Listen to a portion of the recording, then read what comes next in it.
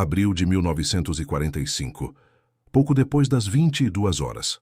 Subterrâneo, sob a chancelaria do Reich, Berlim. O concreto vibra antes mesmo que o som seja plenamente audível.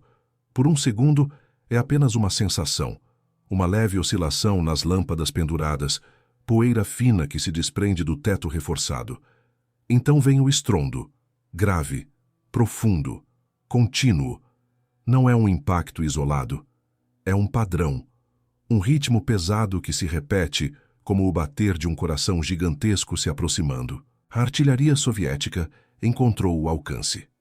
Dentro do complexo conhecido como Führerbunker, o ar é espesso, saturado de fumaça de cigarro e tensão acumulada. Mapas ocupam mesas inteiras, cobertos por linhas vermelhas que já não representam avanços, apenas tentativas desesperadas de conter o inevitável. As bandeiras que indicam divisões alemãs foram movidas tantas vezes que o papel está gasto nas bordas. No centro desse subterrâneo está Adolf Hitler. Ele havia prometido que Berlim nunca cairia. Havia dito que a capital seria defendida rua por rua, casa por casa, que o inimigo seria esmagado antes de tocar o coração do Reich. A promessa ecoou por meses nos discursos transmitidos pelo rádio. Agora, o eco que domina é outro estrondo, mais próximo. Você quase consegue sentir a vibração no chão, como se a própria cidade estivesse respirando com dificuldade. Cada detonação viaja através das fundações da chancelaria e penetra o bunker, lembrando a todos ali que a guerra não está mais a centenas de quilômetros. Ela está acima de suas cabeças. O general Wilhelm Keitel permanece rígido, mãos cruzadas atrás das costas, postura impecável apesar do tremor quase imperceptível no maxilar. Alfred Jodl inclina-se sobre um mapa, tentando reorganizar unidades que já mal existem. Ordens continuam a ser redigidas, transmitidas, confirmadas, mas o som da artilharia interrompe tudo. Sempre. Hitler permanece imóvel por longos segundos após cada impacto, como se calculasse mentalmente a distância. Ele conhece o alcance dos canhões soviéticos, sabe o que significa quando o intervalo entre explosões diminui. Não precisa que ninguém diga. O Exército Vermelho, sob o comando de Georgy Zhukov, está fechando o cerco com precisão implacável. Milhares de peças de artilharia foram posicionadas ao redor da capital. O bombardeio não é caótico, é sistemático, calculado para esmagar resistência, cortar comunicações, destruir qualquer ilusão de controle. Acima, Berlim arde. Prédios administrativos, estações ferroviárias, quarteirões residenciais, todos estão sob fogo constante. As ruas que um dia foram palco de desfiles triunfais agora estão cobertas por escombros e crateras. Civis se movem em silêncio entre ruínas, carregando sacolas, crianças, o pouco que restou. E aqui, abaixo da superfície, a promessa de invulnerabilidade começa a rachar. Outro impacto, mais forte. O concreto estala. Um oficial da SS entra rapidamente na sala de conferências, botas sujas de poeira, uniforme desalinhado. Ele entrega relatórios sobre o avanço soviético nos distritos orientais. As unidades do Volkssturm, compostas por adolescentes e homens idosos, estão sendo esmagadas por tanques T-34 que avançam pelas avenidas destruídas. Hitler observa o mapa. Durante anos ele estudou essas linhas com confiança quase mística. Movia divisões como peças de xadrez, acreditando que sua vontade poderia compensar limitações logísticas, inferioridade aérea, escassez de combustível. Mas agora as setas vermelhas soviéticas não representam uma manobra temporária. Elas formam um anel, um cerco. O bombardeio continua. Não é mais possível ignorá-lo. Cada detonação é um lembrete físico de que o inimigo está dentro do alcance da capital do Reich. Pela primeira vez, não se trata de cidades distantes ou frentes remotas. É o centro do poder alemão que está sob ataque direto. Você sente a mudança no ambiente. As conversas tornam-se mais curtas, as respostas mais formais. Há um cuidado excessivo nas palavras escolhidas. Ninguém quer ser o portador da informação que confirme o colapso total. Ninguém quer ser aquele que admite claramente que Berlim pode cair. Mas o som diz tudo. Hitler finalmente quebra o silêncio. Ele exige contraofensivas imediatas. Ordena que unidades inexistentes se reorganizem. Insiste que reforços chegarão. Sua voz é firme, mas algo mudou. Não é dúvida, ainda não. É urgência. Uma urgência que beira a negação. Os generais trocam olhares breves. Eles sabem que muitas dessas divisões foram destruídas dias antes. Sabem que os estoques de munição estão quase esgotados. Sabem que a Luftwaffe já não controla os céus. Mas continuam assentindo, porque admitir a verdade significaria algo maior do que derrota militar. Significaria o fim do regime. Outro estrondo, desta vez tão próximo que partículas de pó caem sobre o mapa principal. Uma linha vermelha é parcialmente coberta por detritos cinzentos. Hitler limpa a poeira com a mão, lentamente. A guerra que ele iniciou agora pulsa literalmente acima de sua cabeça, e pela primeira vez não há distância suficiente para negar sua aproximação. O bombardeio não está diminuindo, está ficando mais próximo. O padrão da artilharia muda. Não são mais explosões espaçadas buscando alcance. Agora é saturação. Barragens contínuas que caminham pelos bairros, esmagando defesas improvisadas antes que possam reagir. No bunker, o som deixa de ser um evento e passa a ser um ambiente. Um ruído constante, como um trovão que nunca termina. Os relatórios chegam com menos intervalo entre si. Unidades da 9ª Divisão de Paraquedistas são forçadas a recuar quarteirão por quarteirão. Elementos da divisão Müncheberg tentam conter blindados soviéticos nas avenidas largas, mas os T-34 avançam em formação, apoiados por artilharia autopropulsada e infantaria experiente. Cada tentativa de contra-ataque é esmagada por fogo concentrado. Hitler exige mapas atualizados. As linhas defensivas ao redor de Berlim foram concebidas como anéis sucessivos de resistência. Agora, esses anéis estão sendo rompidos um a um. O primeiro frente bielorrussa de Zhukov pressiona pelo leste. Ao sul, forças comandadas por Ivan Konev avançam com velocidade brutal. A cidade está sendo comprimida entre duas forças colossais. No interior do bunker, a iluminação artificial cria uma sensação de tempo suspenso. Não há amanhecer nem anoitecer, apenas relatórios, telefones, vibrações.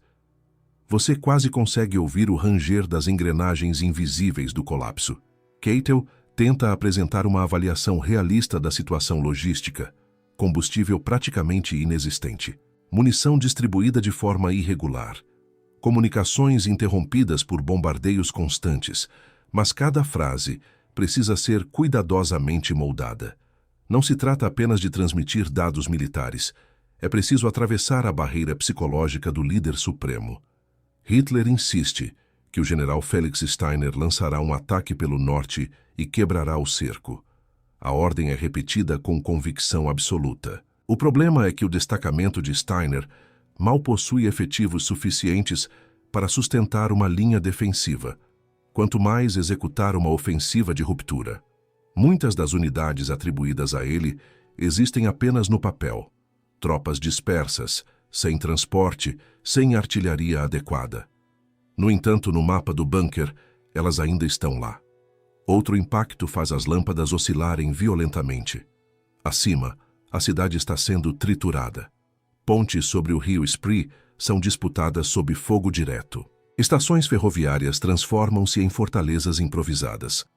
Jovens do Hitlerjugend empunham Panzerfaustes contra colunas blindadas soviéticas.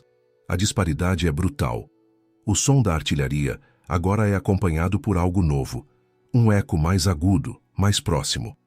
Combate urbano, metralhadoras, explosões internas. O inimigo já não está apenas nos arredores, está entrando nos distritos centrais. No bunker, oficiais da SS reforçam a segurança dos corredores. Portas de aço são verificadas, guardas duplicados.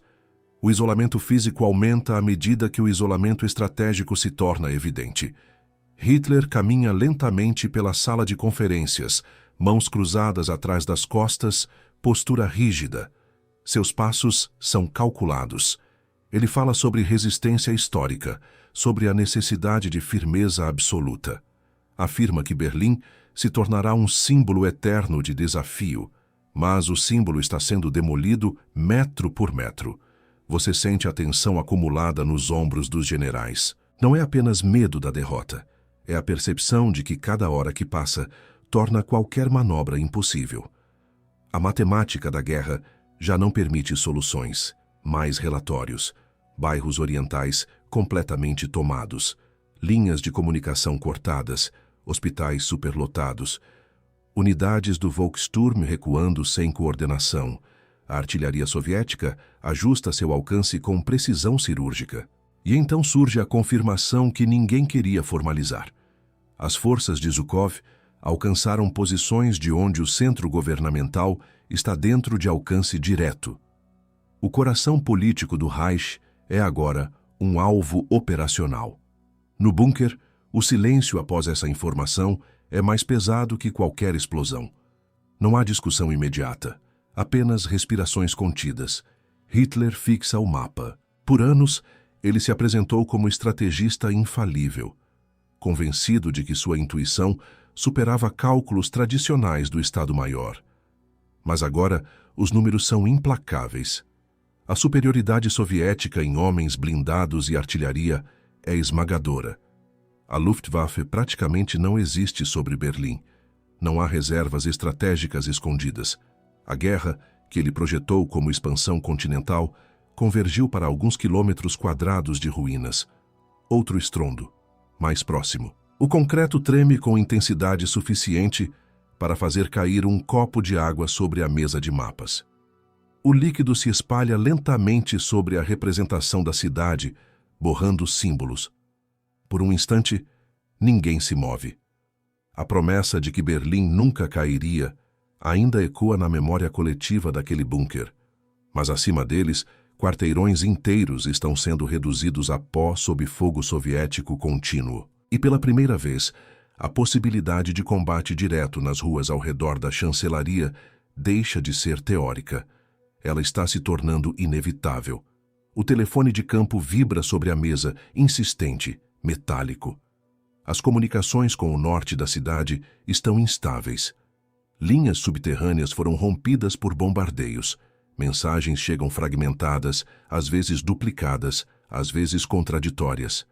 Ainda assim, uma ordem permanece inalterada dentro do bunker. O destacamento de Steiner deve atacar. Hitler exige confirmação de que a ofensiva está em andamento. Na superfície, a realidade é outra. As unidades atribuídas a Felix Steiner são remanescentes exaustos, sem blindados suficientes, com artilharia limitada e quase nenhum combustível. Não existe massa crítica para romper linhas soviéticas que avançam com apoio pesado. A força de ataque é, na prática, uma ficção operacional. Mas no mapa, ela ainda existe. Keitel transmite a ordem com formalidade absoluta. Jodl mantém os olhos fixos nas linhas vermelhas que continuam a avançar. Nenhum dos dois ignora a discrepância entre o que é ordenado e o que é possível. Ainda assim, o ritual do comando precisa ser mantido. O aparato de autoridade continua funcionando, mesmo quando o conteúdo já não corresponde à realidade. Acima, o combate urbano se intensifica. Unidades soviéticas atravessam bairros devastados, utilizando artilharia direta contra edifícios fortificados. Tanques T-34 disparam contra fachadas, abrindo passagens para a infantaria. Metralhadoras MG-42 respondem de janelas e porões. Cada rua torna-se uma linha de frente. Você quase consegue ouvir os estilhaços ricocheteando nas paredes de pedra. No bunker, a temperatura parece subir. O ar reciclado torna-se pesado. O som da artilharia já não é apenas externo. Há explosões suficientemente próximas para sugerir impacto no distrito governamental. O centro simbólico do regime está sendo comprimido. Hitler retorna à sala de mapas. Ele fala com convicção sobre a necessidade de disciplina absoluta. Afirma que a vontade pode reverter situações aparentemente desesperadoras. Cita exemplos históricos de cercos revertidos no último instante. A narrativa da resistência total ainda é projetada com firmeza, mas os relatórios não cooperam. A confirmação chega, finalmente, de forma indireta. O ataque de Steiner não ocorrerá. Não há condições materiais para executá-lo. A informação é transmitida com cautela, quase em código, como se a própria linguagem pudesse suavizar o impacto. Por alguns segundos, o silêncio domina o bunker. Então, vem a explosão. Não de artilharia, mas de fúria contida. Hitler reage com intensidade crescente. Ele acusa seus generais de traição, de covardia, de incompetência.